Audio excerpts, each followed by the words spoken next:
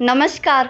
आज की वीडियो हमारी प्रस्तावना के प्रश्नों से संबंधित होगी। तो प्रश्न नंबर 1 है हमारा, किस बात केस के तहत सुप्रीम कोर्ट द्वारा प्रस्तावना को संविधान का हिस्सा माना गया? ऑप्शन ए बेरूवाड़ी संघ मामले 1960, ऑप्शन बी केशवानंद भारती मामले 1973, ऑप्शन सी इंदिरा साहनीवाद 1991 या ऑप्शन डी उपरोक्त में से कोई नहीं। तो इसका करेक्ट आंसर होगा ऑप्शन बी, केशवानंद भारती मामले 1973 में सुप्रीम कोर्ट द्वारा प्रस्तावना को संविधान का हिस्सा माना गया। तो अगर आपसे प्रश्न कभी बने कि संविधान का हिस्सा प्रस्तावना ये किस केस में कहा गया, तो केशवानंद भारती मामले में कहा गया था। कुछ इसके की पॉइंट्स है वो हम देख लेते हैं। पहला पॉइंट है, केशवानंद भारती मामले 1973 में उच्चतम न्यायालय ने पूर्व व्याख्या को अस्वीकार कर दिया और ये व्यवस्था दी कि प्रस्तावना संविधान का एक भाग है, इसमें संशोधन किया जा सकता है, किंतु न्यायालय ने यह भी स्पष्ट किया कि उद्देशिका के उस भाग में संशोधन नहीं किया जा सकता जो आधारभूत ढांचे से संबंधित है। अगला पॉइंट है इसका, इसी के तहत प्रस्तावना में 42वें संविधान संशोधन अधिनियम 1976 के तहत समाजवाद, पंथनिरपेक्ष और अखंडता शब्दों को जोड़ा गया। तो अगर प्रश्न आपसे बने कि प्रस्तावना में कितने संविधान संशोधन किए गए, तो एक ही किया गया। कब किया गया? 42वां संविधान संशोधन 1976 किया गया, जिसके तहत 3 शब्दों को जोड़ा गया था, समाजवाद, पंथनिरपेक्ष और अखंडता। अगला पॉइंट है हमारा, अपने पूर्व केस बेरूवाड़ी संघ मामले 1960 में उच्चतम न्यायालय ने कहा था कि प्रस्तावना संविधान का हिस्सा नहीं है एवं इसमें संशोधन नहीं किया जा सकता। तो जो पहले का केस था 1960 का सुप्रीम कोर्ट का बेरूवाड़ी केस, इसमें सुप्रीम कोर्ट द्वारा प्रस्तावना को संविधान का हिस्सा नहीं माना था, इसीलिए इसमें संशोधन नहीं किया जा सकता। इसी केस को बदलते हुए जो केशवानंद भारती वाद है उसमें फैसला सुनाया गया है कि प्रस्तावना संविधान का हिस्सा है। चलिए अगला क्वेश्चन नंबर 2 है हमारा, निम्नलिखित कथनों पर विचार कीजिए।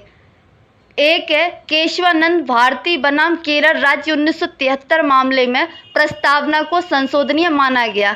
2 है, बेरूवाड़ी संघ 1960 के मामले में प्रस्तावना को संशोधनीय माना गया। तो उपर्युक्त में से कौन सा कथन सत्य है? तो हमसे सत्य पूछा गया, तो इसका आंसर क्या होगा? ऑप्शन ए केवल 1, ऑप्शन बी केवल 2, ऑप्शन सी 1 और 2 दोनों, या ऑप्शन डी ना तो 1 ना ही 2। तो इसका सही आंसर होगा ऑप्शन ए, केवल एक कथन सत्य है कि केशवानंद भारती बनाम जो केरल राज्य सरकार मामला था उसमें प्रस्तावना को संशोधनीय माना गया।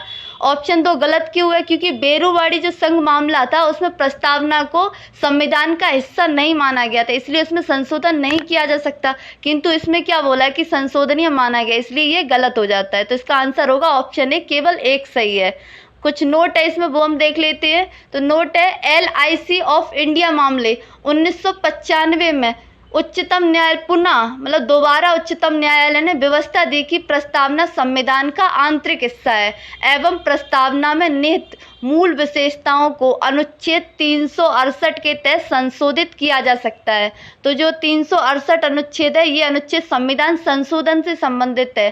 तो जो संविधान में जितने भी संविधान संशोधन किए जाते हैं वो अनुच्छेद 368 के तहत किए जाते हैं।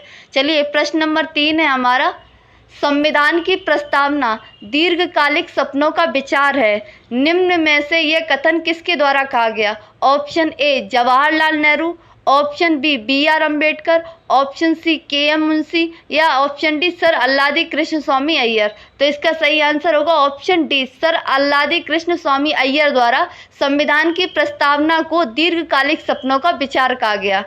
अल्लादी कृष्ण स्वामी अय्यर के बारे में कुछ महत्वपूर्ण सूचनाएं वो हम देख लेते हैं। पहला पॉइंट है, सर अल्लादी कृष्ण स्वामी अय्यर एक कानूनी विद्वान थे और भारतीय संविधान सभा के सदस्य चुने गए थे एवं ये प्रारूप समिति के सदस्य भी थे। अगला पॉइंट है, 1929 से 1944 तक इन्होंने ब्रिटिश कालीन मद्रास राज्य के महाधिवक्ता के रूप में भी कार्य किया। तो ये ब्रिटिश कालीन जो मद्रास राज्य था उसके महाधिवक्ता के रूप में भी इन्होंने पदभार संभाला।